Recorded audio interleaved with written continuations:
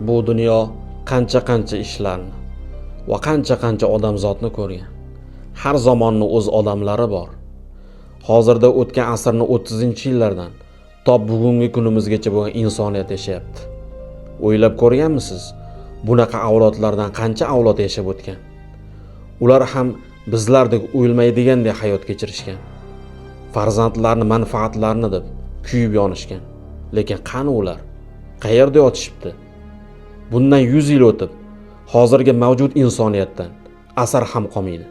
Miyamizni chulg'ab yotgan orzularimiz, tashvishlarimiz barchasi yo'qlikka yuz tutadi. Bu sizni dahshatga solmaydimi? Seskantirmaydimi?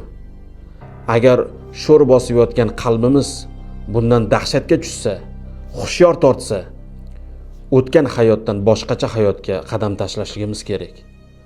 Aks holda yer qa'rida yotganlarning safini biz ham to'ldiramiz.